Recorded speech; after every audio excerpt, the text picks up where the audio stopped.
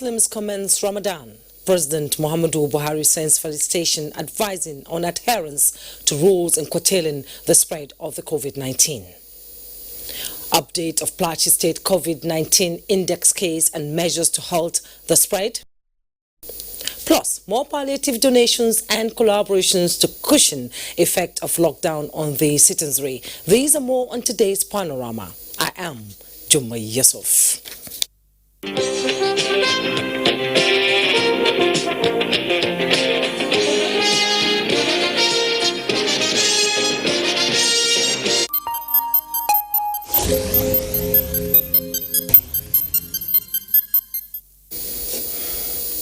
Today is the first of Ramadan, following the sighting of the Ramadan crescent. President Muhammadu Buhari sends his best wishes to Muslims in the country and all over the world as they begin this year's month-long fasting. A statement from the Senior Special Assistant to the President on Media and Publicity, Garba Shehu, quoted the President congratulating all Muslims as they commence this year's Ramadan fast, which is depicted by self-denial, universal brotherhood, austerity and helping relatives and needy people. The President described Ramadan 2020 as a challenge as it is coming at a period of the global pandemic, which has spread to virtually all countries, advising citizens to avoid large gatherings and have their prayers and feast individually or with family at home.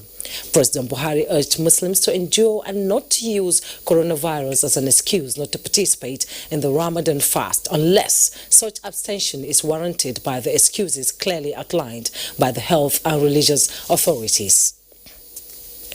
And an update on the coronavirus cases in Nigeria. 108 new cases of COVID-19 have been reported. 78 are in Lagos, 14 in the FCT, 5 in Ogun, 4 in Gombe, 3 in Borno, 2 in Akwa Ibom, 1 in Kwara, 1 in Plateau. As at 11:30 p.m. 23rd April, there are 981 confirmed cases of COVID-19 reported in Nigeria. 197 have been discharged and 31 deaths recorded so far. Now, the Presidential Task Force on COVID-19 has directed the Nigerian Center for Disease Control to immediately dispatch an enhanced rapid response team to intensify contact tracing in Kano State. Chairman of the task force, Boss Mustafa, says this is to stop the ancient city from becoming the next epicenter of coronavirus in Nigeria.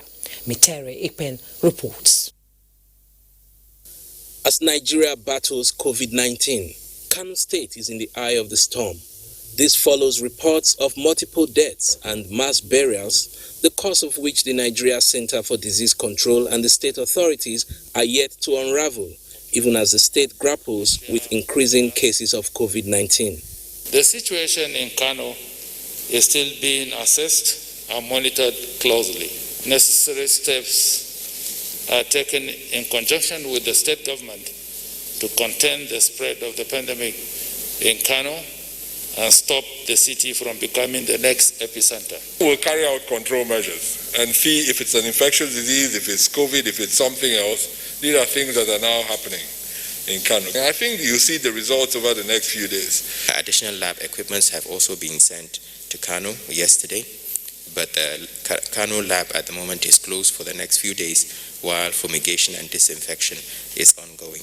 The high number of new cases is a manifestation of more efficient testing, but also of ongoing community transmission.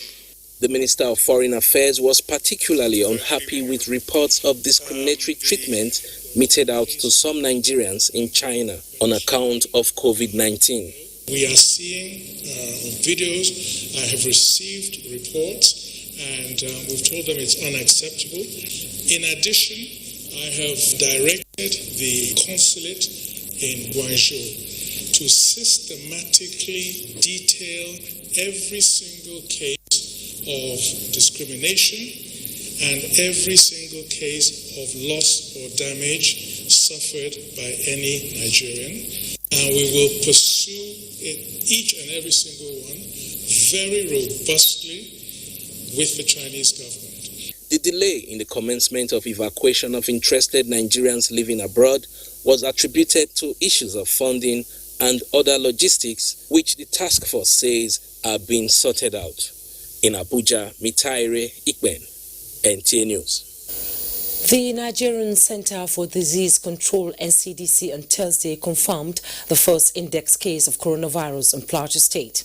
A statement from the Commissioner for Health, Dr. Ninkongla Ndam, said test was conducted on one suspected person that came from Kano on 17th April 2020, and the result turns out to be positive. The statement added that even before the result was released, the affected person has been in isolation, and the state surveillance team has immediately commenced contact tracing to investigate the case further and institute other public health measures to curb the spread of the disease in the state. Governor Simon Lalong has implored the public not to panic, but to continue to imbibe good personal and respiratory hygiene, social distancing, and avoid crowded places, as well as stay at home.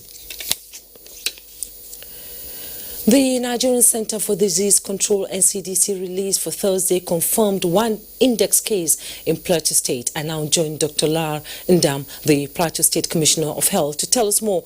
Mr. Commissioner, Plateau State has been, up and going about the state of COVID-19 and been prepared for everything so far. And then suddenly you're hit with one case. How are the people reacting to this? Well, actually, we are really hit with the issue. And we thought we were winning, but some days ago, we had somebody that came from Kano, and we took him to our isolation center in Barakilaji. But a day or so after, she started presenting with symptoms, and we took the sample to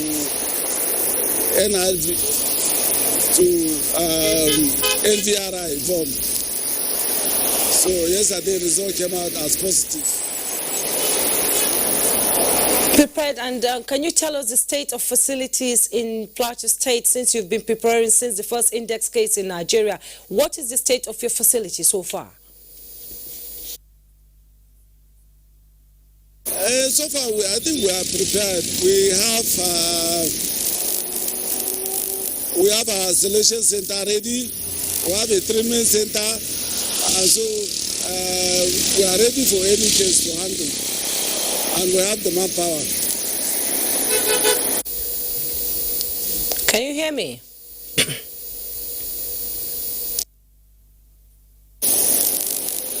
Come again. Hear me. I was asking about the state of preparedness in Plateau State since you've been on the top of your game since the first index case in Nigeria was found. Yes. We have been on top since we started this issue in February.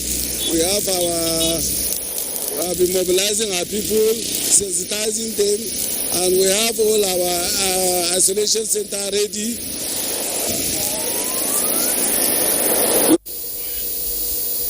Okay, what is the reaction of the people right now? Is there any panic around Plateau State since this was announced? Yes, when we announce the result, definitely people are panicked because people did not expect it, but when they came, they are panicked. But we have to assure them that let them calm. We are on top of the situations, to be able to handle them, and we have started our contact tracing of the index person. So, we are ready. We are on top of the situation.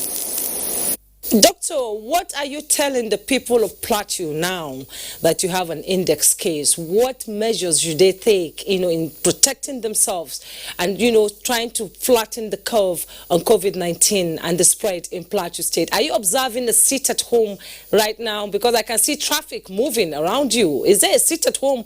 Are people complying with the sit at home order? Our sit at home ended up yesterday. Today we have received partial lockdown. We have partial lockdown, so people are free to move around and some places to be able to to buy their food, getting ready for another lockdown. So people are free to move around. Okay, thank you so much, Dr.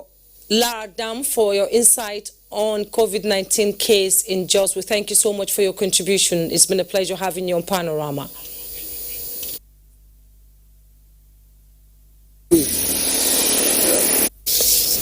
Well, moving on now, the Imo State government is taking steps to increase the number of COVID-19 testing in the state.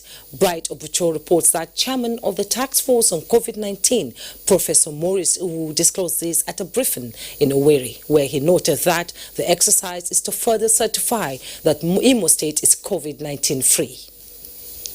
Chairman, Imo State Task Force on COVID-19, Professor Maurice Iwu says the strategy to scale up samples collection and testing is to look beyond suspected cases and narrow down to people who visit clinics with complaints that are similar to that of COVID-19. Professor Iwu further states that the procedure for sample collection and testing will be determined by the State Ministry of Health in conjunction with other health workers. We are lucky that the death rate in our country is still very low.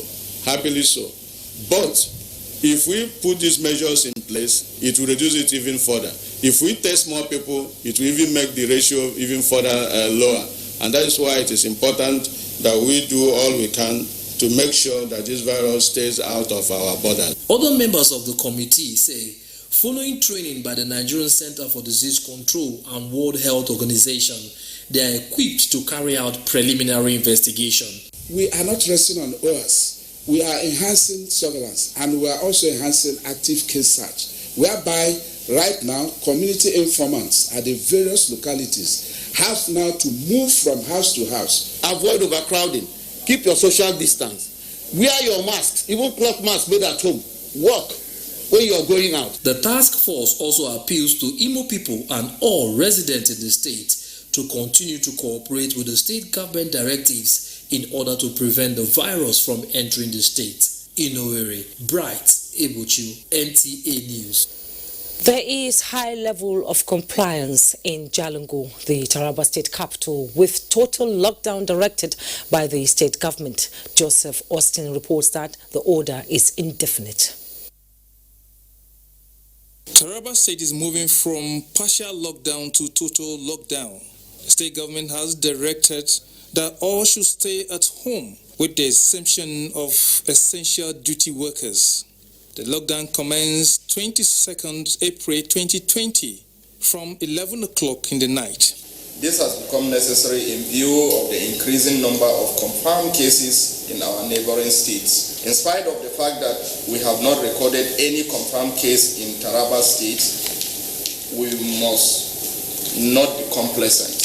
The lockdown, however, allows the public a window between 10 o'clock in the morning and 2 o'clock in the afternoon on Wednesdays and Saturdays to make essential household purchases.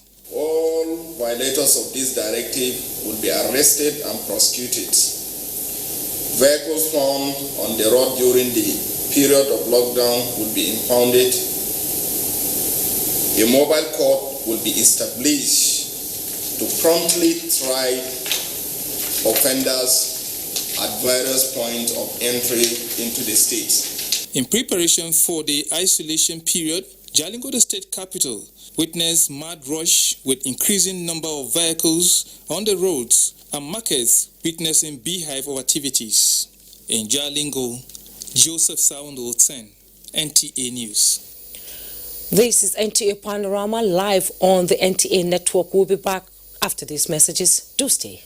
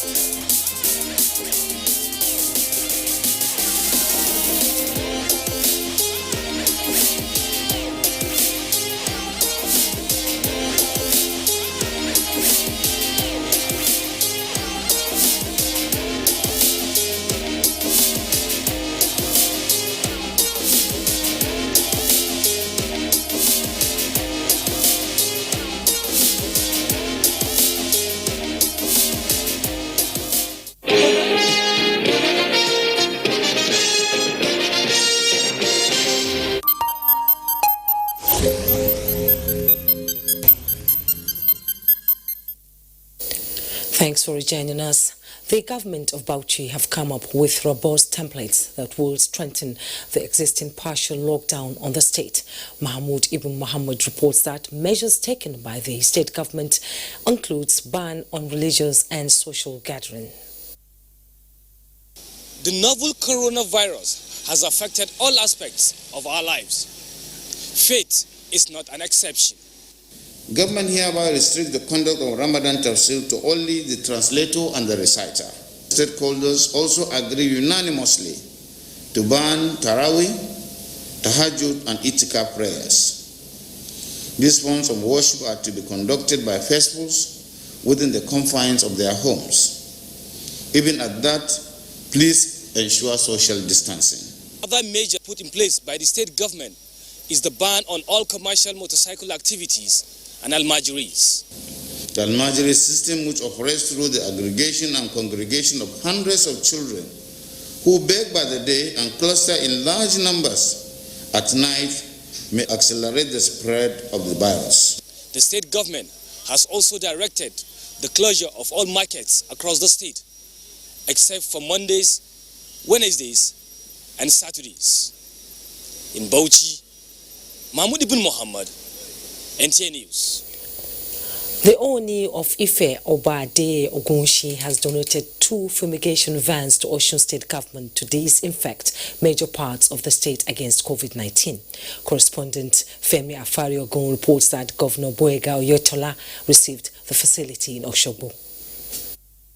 The motorized modular fumigators fabricated at the palace of the Oni of Ife were tested few days ago in Ile-Ife. It is the desire of the Imperial Majesty to distribute the fumigators across the states of the Federation. But first, charity begins at home as it donates 2 to Osun State government. We need to apply more prevention, and this is a very wonderful technology that can actually avert all these things. We're advancing it on a daily basis because we know that it's now going to be a necessity for essence of our living. Governor Oyotola says the foresight of the monarch as a great one, capable of saving the state and the country from COVID-19 pandemic. The creativity is something that is worthy of commendation. We eventually will get to know some of the other things to ensure proper maintenance, to ensure effective use of the technology, and to perhaps even replicate it in our local government. The locally made facility designed to fumigate large areas and destroy viral elements in the environment converts liquid disinfectant to fog and has no harmful effect on human health. In Osogbo, Femi Afari-Ogun, NTA News. Still on measures from states to curb the spread of COVID-19, the use of technologies to diagnose and prescribe necessary medication is being adopted by Ekiti State government to check the spread of COVID-19 in the state. To this end, a COVID-19 response team hub has been inaugurated by Governor Kayode Fayemi. Kola Adeboboye completes the story. The COVID Response Hub, tagged www.covid19ekitistate.gov.ng, will be used to strengthen the state response mechanism in the fight against the spread of coronavirus pandemic through technological initiative. Governor Kayode Fayemi said it will afford residents of the state to report cases and symptoms of COVID-19 that any member of the community may be experiencing and deal with the challenges of the virus in Ekiti. The Response Hub will assist our efforts to not only map the spread of the virus, but also map and manage our medical facilities effectively and reach our vulnerable population to provide effective interventions and palliatives. Some medical experts commended the initiative at enlightening the residents. With our phones and this and that, I think that these efforts would see make some impact too.